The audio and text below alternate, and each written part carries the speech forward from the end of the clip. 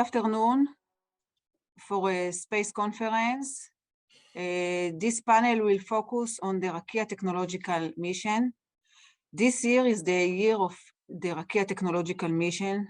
Through my personal experience in space missions, managing, building, and launching observation satellite, communication satellite, and the lunar lander to the moon surface, this year is a unique year with the mission to the International Space Station. Maybe Rakia mission symbolized the Israeli space ecosystem, symbolize how space technology is a bridge for many international collaborations, and also that space include so variety of scientific disciplines. The 34 experiment that will include in this mission is representing the international collaboration, the multinational and the multidisciplinary activities that involved in space technology. So we are running the Rakia technological mission with collaboration with the Science Technology Ministry, Ramon Foundation, and with Axiom Space Company and the Israeli Space Agency. This mission is a unique mission that take a private mission to be a national mission. Here, this picture is from the President House of Israel, and this will be the first time that Israel flag will be on the largest laboratory that have ever built, the International Space Station. And we are looking forward, after we set the call for proposal of the Rakia mission, to give all the scientists and entrepreneurs and engineers and researchers the opportunity to fly to space, to access to all the laboratory setups, test setups, to create their new entrepreneurship and technological breakthrough, and to give more and more education to the next generation STEM education. And this Rakia mission is a unique opportunity for shorten the time to arrive to space and to access to all the facilities at the International Space Station, to get the support from the mission team, and to get the free astronaut time, which is a highly valuable asset. So we set the scientific committee with number one of multidisciplinary professors from the Academic Institute in Israel, from the Technion, from Ben-Gurion University, Tel Aviv University, Bar-Ilan University, and representatives from the governmental agencies, as well as the Israeli Space Agency. And here we can see that we get 44 go-ahead science and experiments in very multidisciplinary subjects like optic communications, immunology, radiation, plasma propulsion, energy, cell biology, medical devices, and more that will be participate in this mission. Total of 33 experiments that will be conducted on board the ISS. Part of them will be conducted pre and post on ground test only. Part of them will be a science demonstration, and part of them will be a technological demonstration. And these are the total 33 that arrived on time to participate and to launch to the station, divided by the disciplines of agriculture, astrophysics, energy, optics, communication, biology, healthcare, neurology, and ophthalmology. Here we can see all the academic institutes in Israel and abroad, and all the collaboration, academic collaboration, international collaboration with institutes around the globe. And we are willing that this Rakia mission will impact many researchers, engineers, entrepreneurs, and scientists to take their technology and their entrepreneurship to the space, and take the Israeli Innovation Nation to the largest space laboratory in the universe. I'm proud to present the first panelist, Daniel Rockberger from NSLCom, who is one of the founders of NSLCom, to present NSLCom experiment that will be participate in the Rakia technological mission. Daniel, the floor is yours. Thank you very much, Inbal, my former boss, by the way. Thanks for the opportunity. I'll share my screen now. Okay, so just a few slides, just a few minutes to explain what we're doing. As Inbal said, I'm Daniel, one of the founders of NSLCom. After about 10 years working with Inbal in IAI, I left to open a startup called NSLCom. We are designing communication payloads for small satellites, and mainly an expandable antenna. So an antenna, which I can't tell you where I am exactly right now, but I happen to have an antenna right here in a box. So this is the antenna, the way it's stowed. It's folded in a special material, and it opens up in space to a 60-centimeter dish. And our experiment is called Nisan, Nano ISS Antenna Nisui. Nisui is experiment in Hebrew. So just really quickly, what we do, as I said, communications. There's still a big need in the world for communications. Sometimes fiber is too expensive to dig up places to lay down fiber. It's still expensive. It's still too much of a hazard to go to every single town in the world. So many countries still have even 2G communications or no communications. And that's something that we are trying to solve. The system that we've designed for satellites can increase the bandwidth of a small satellite by about 100. We can provide over 1 gigabit per second communications from a nano satellite that usually can give maybe 1 megabit, maybe half a megabit, maybe 10 megabits, but nothing close to 1 gigabit. So this is a satellite with our antenna on it. As you can see, the antenna is open, but it's being held by a big kind of foam mandrel. And the reason for this is because our antenna only weighs about 100 grams and cannot hold its own weight in 1G. It's kind of a floppy material, it's flexible, it's made for space, not made for Earth. So in order for us to test and do a test in an RF chamber like you see here, we have to hold it up. But are we holding it up in the right position, in the right shape? The only way to really understand what is the right position and shape of the antenna we built is under 0G conditions. You saw this picture. This is how the size of the antenna when it's folded. And the way to test the shape of the antenna, of course, is only 0G. So we've done many 0G flights on 0G aircraft. We've done imaging, 3D imaging of the shape of the antenna. We've done deployments, all this under 0G. But on these aircrafts, you only get 22 seconds of 0G each parabola. So when you're going up and down. 22 seconds is enough to deploy our antenna, but not enough for it to finish its stabilization.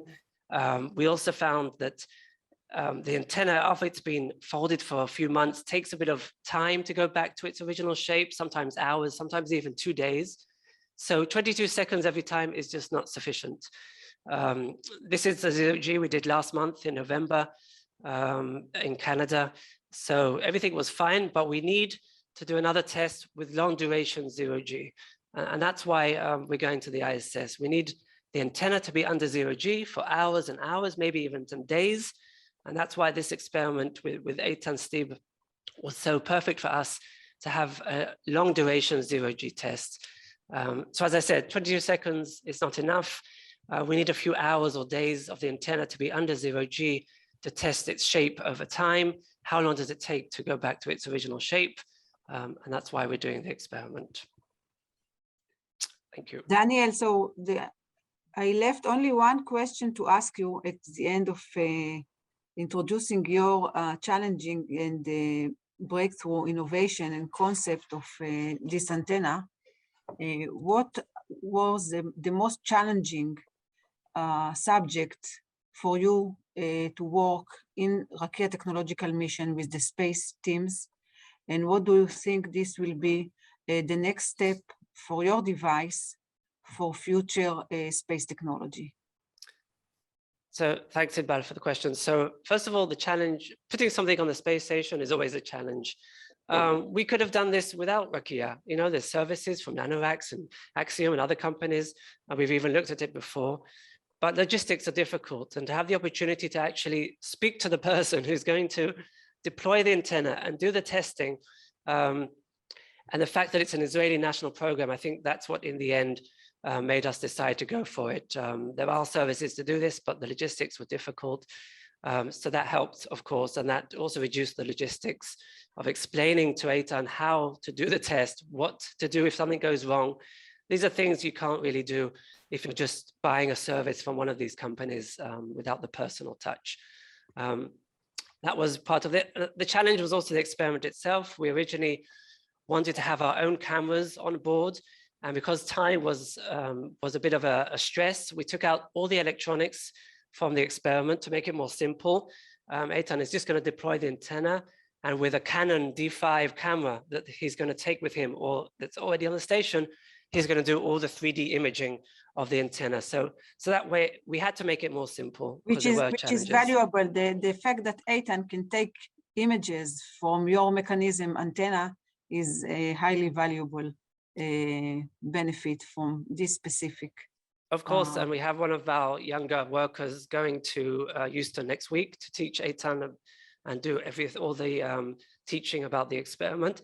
And of course, I used to send some experiments to space station in the past, but to give the younger generation engineers in my company, I formed the idea, but then I just gave it to the younger generation. It was for them a first opportunity to work with a company like Axiom, to understand about NASA boards of safety and materials, how to send a payload to the space station, an experience that they never would have had.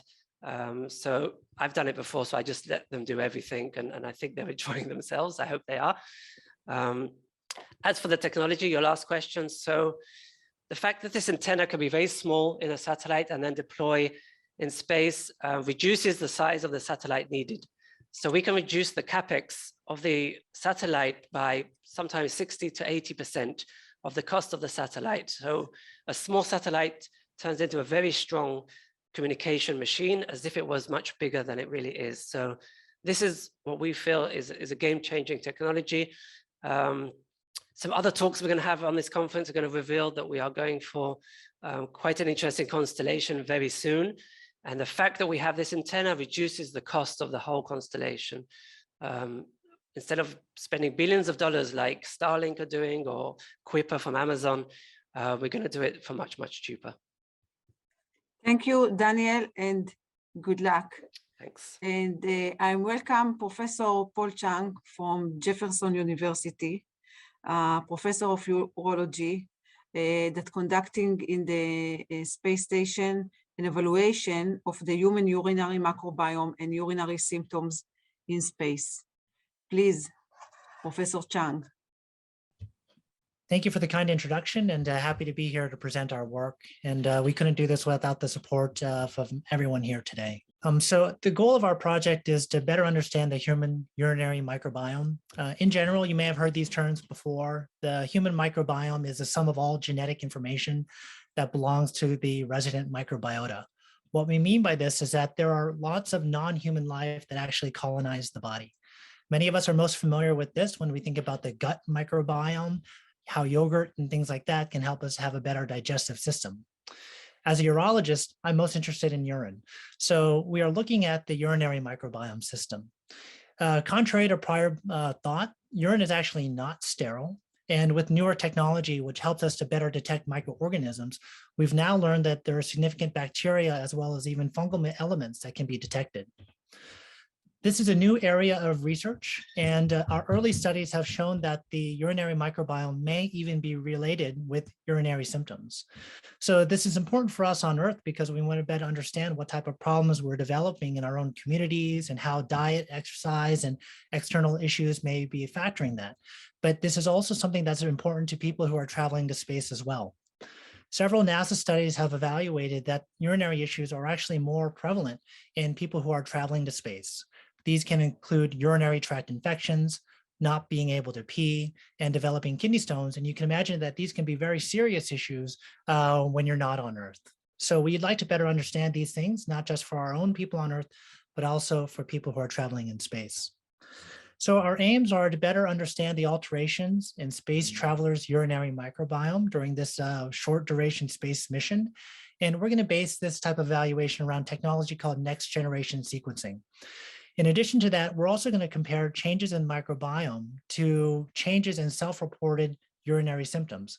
So we'll ask the crew to complete several questionnaires throughout their journey, describing whether any of their urinary symptoms have changed, and to be able to correlate that with changes in the microbiome.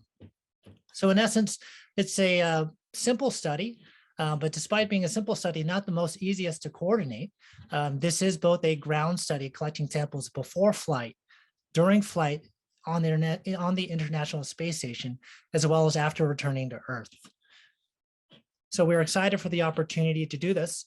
And this is truly an international collaboration. Myself in the United States, we have several people at Sheba who are also working with us together, as well as even Texas Tech, as well as Queen's University in Canada. So we appreciate the crew's participation of their time, the Ramon Foundation for helping us to have this opportunity, and I'd be welcome any questions that you may have.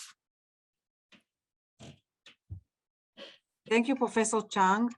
And as you stated, this research will contribute and will have an impact for the future human missions to space.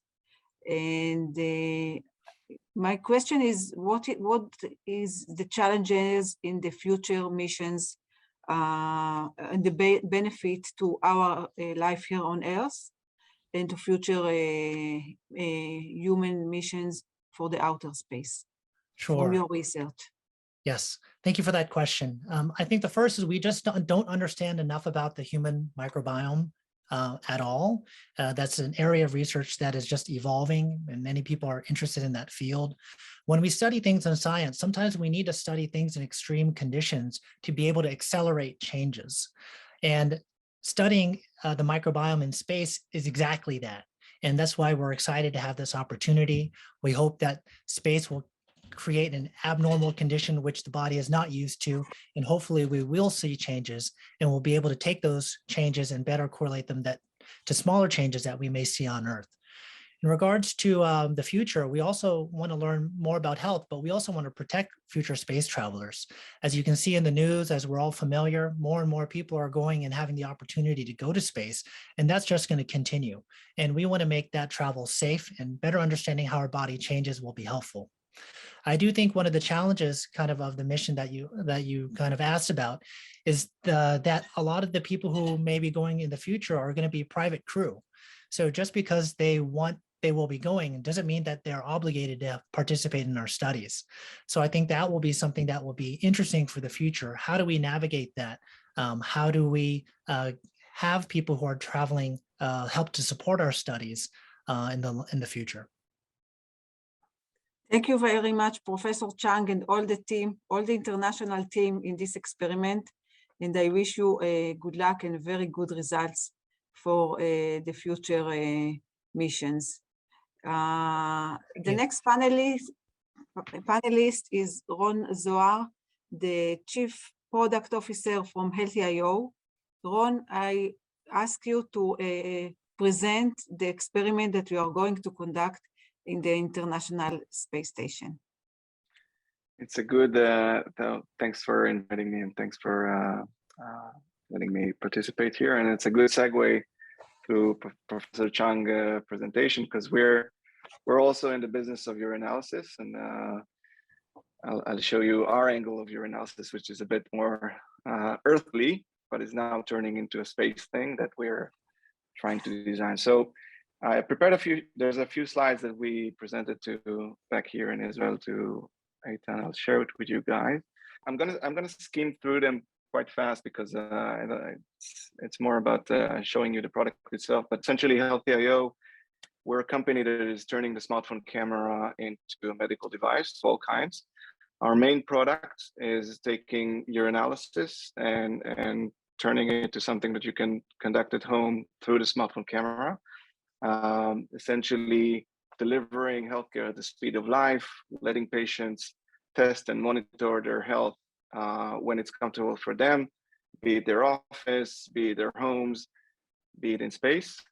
Our kits essentially looks like this at Earth, and translating that to something in space is quite a mission. I can show you here. This is how the kit looks at Earth. There's a smartphone camera.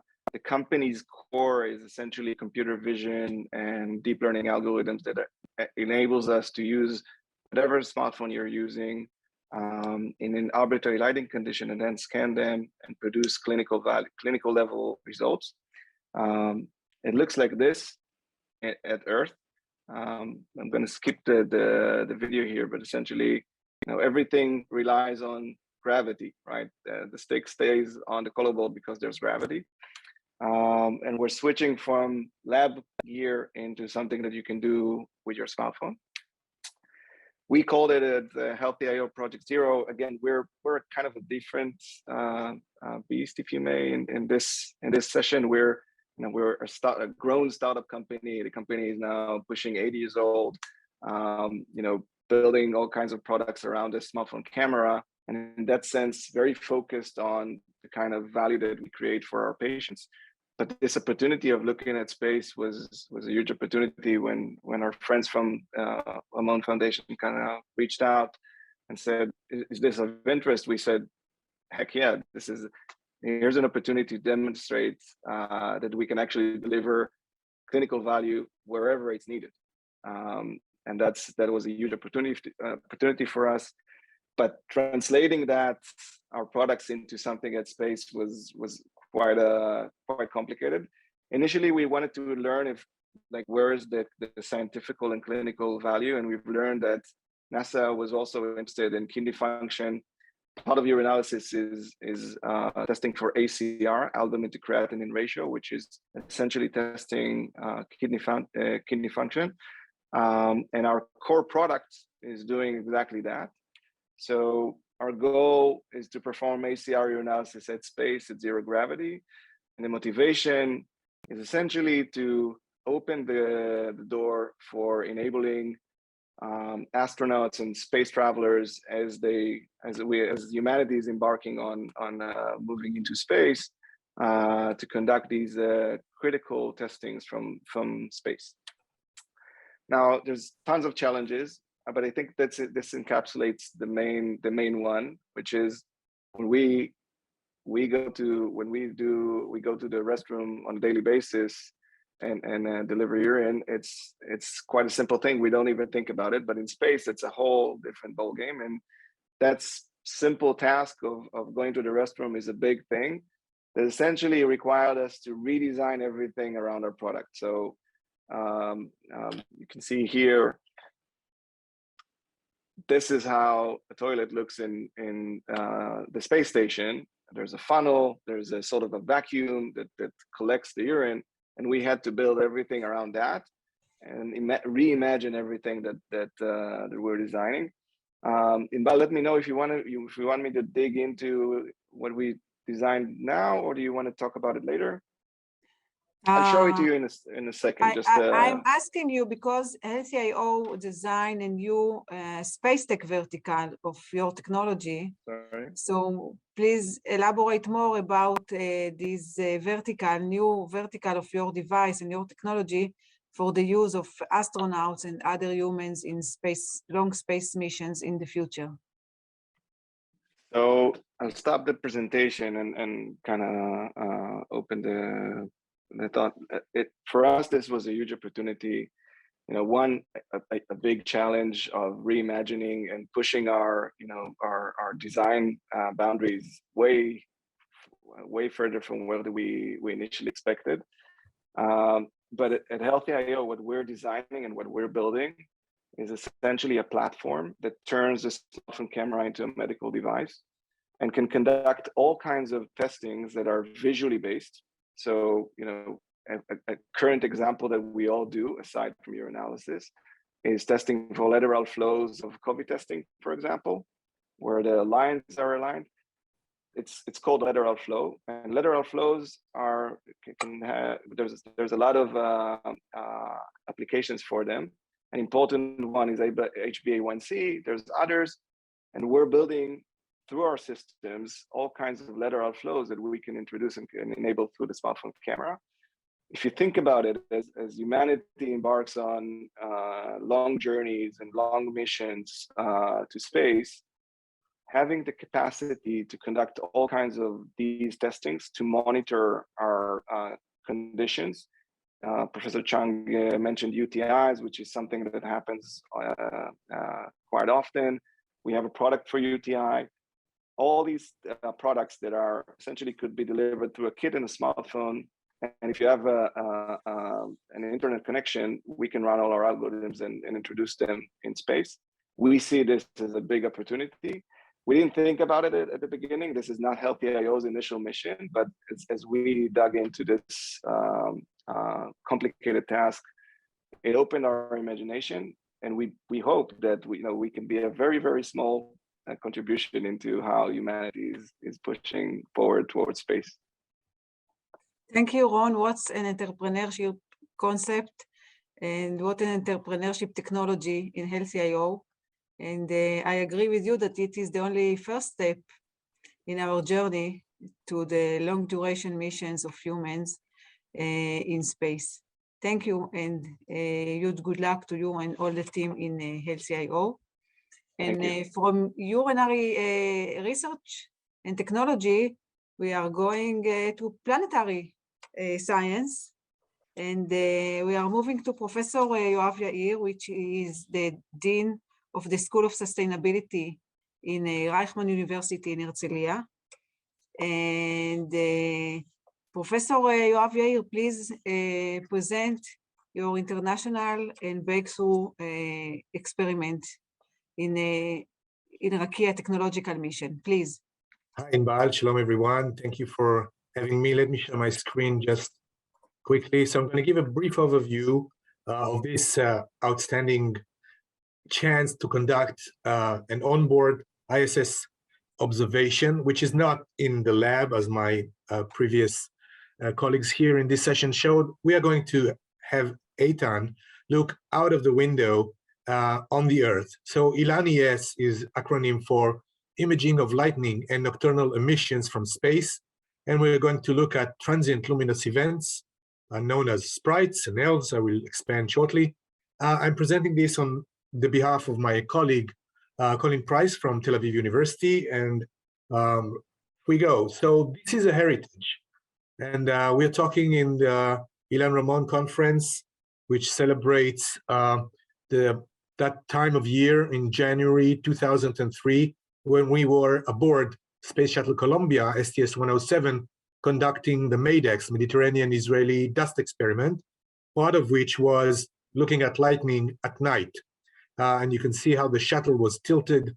The cameras on board were pointed by Ilan and the rest of the crew of Columbia on pre-forecasted storm targets that we knew and were able to predict, such that the time that was allocated by NASA to this observation was utilized in a very efficient manner, such that we could get from just 21 orbits that was saved on board.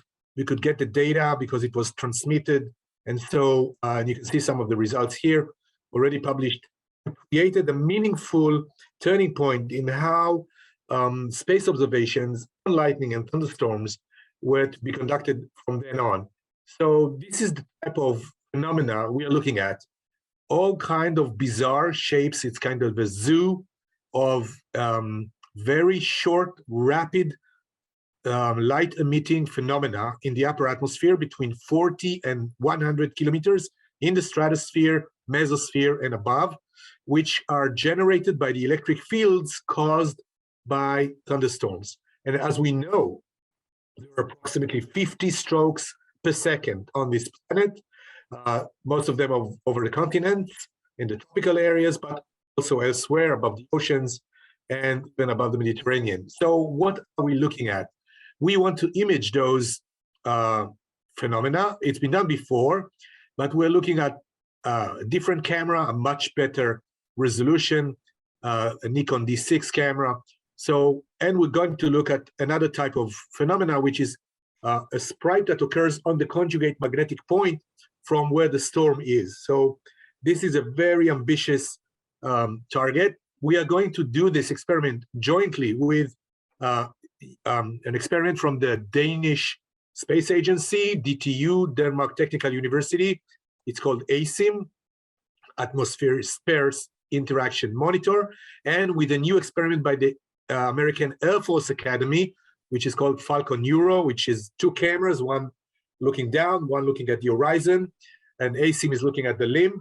So we will have several platforms observing simultaneously from space the same targets, and we are going to look at those targets from a very robust ground network of schools and amateur scientists, but also professional observatories. And as I listed in the end of this slide, an embedded aspect of this mission is to promote science education in Israeli and African schools. So we are allocated 2 hours of observation, probably divided into 12 windows of 10 minutes. That's a huge amount of time because the ISS moves so fast, so we can cover really large areas of the Earth. And by pre-planning where to look at, we can have Eitan use his eyes and his skills and point the cameras on the targets and just shoot from the ocular window as I will shoot. We will list all the targets that we can predict, even during his sleep time. And if he wakes up and wants to go to the window and take a shot, he's most welcome. We will be very happy to utilize the entire 2 hours, maybe even more. So this is how we do it. We know the ISS trajectory. We know how to forecast storms, and we're going to superimpose those 2 predictions such that every day we're going to send a task list with times, especially accurate times, that will let Eitan optimize his preparation to take the camera, put the lens, go to the window, take the shot, and then go back to other experiments like those presented by Mr. Chang, Daniel, and Ron, and go on with his own business.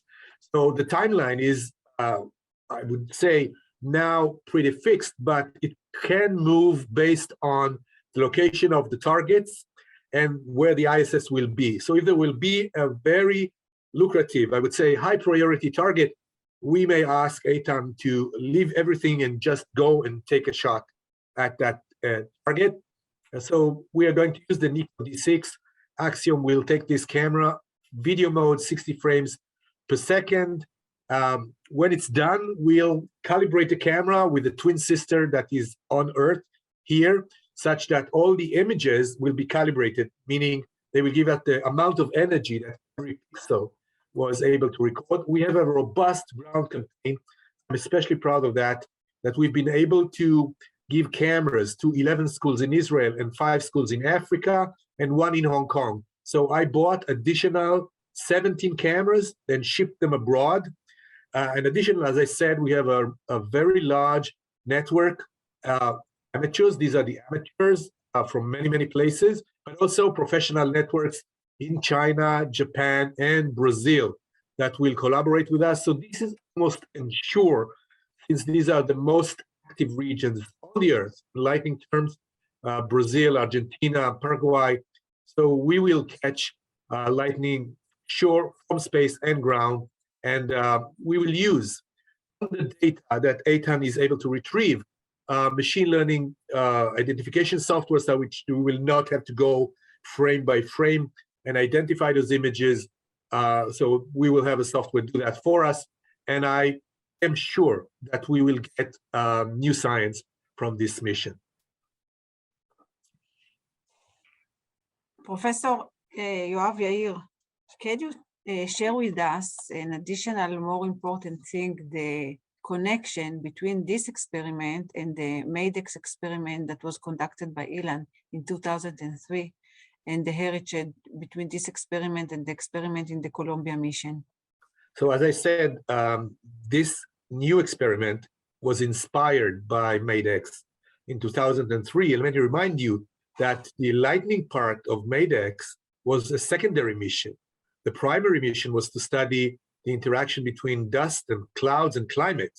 And this was achieved. And as a byproduct, we were allocated some hours from Ilan's very busy timeline to conduct those measurements. And we were, extremely lucky that on our first attempt, we got results, which promoted other missions from the International Space Station in 2011 by JAXA, Japanese Space Agency, by 2015 with Denmark, and now coming full circle to this heritage is Ilan ES with a better camera, a much more robust ground observation campaign, both in Israel, Central Africa, and as I showed, China, Brazil, and many, many other locations in the world.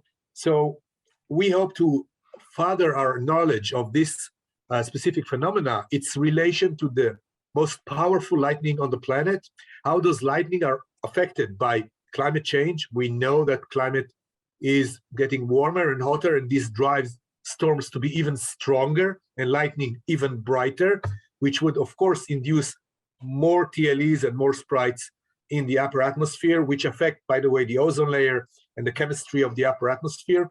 So definitely I can see this full circle coming back to where we started, but with a more advanced, so maybe it's a spiral of going up one step or more.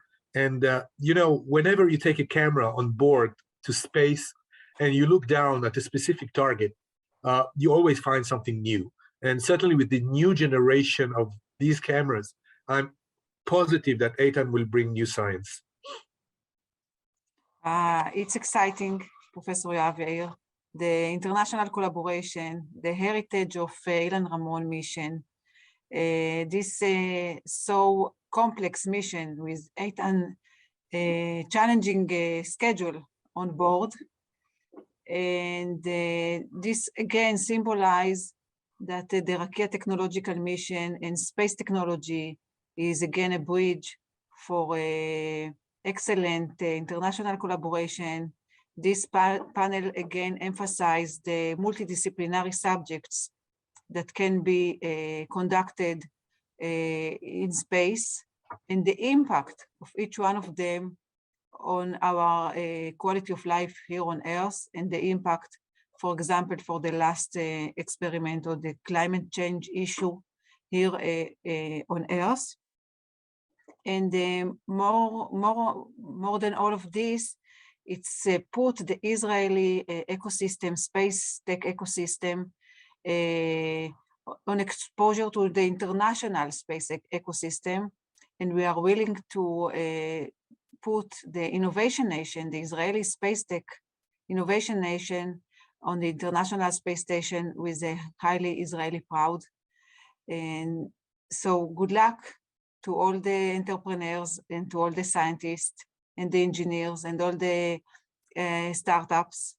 So good luck to Eitan in the International Space Station, and good luck to all AX1 team mission. And thank you all, and good afternoon.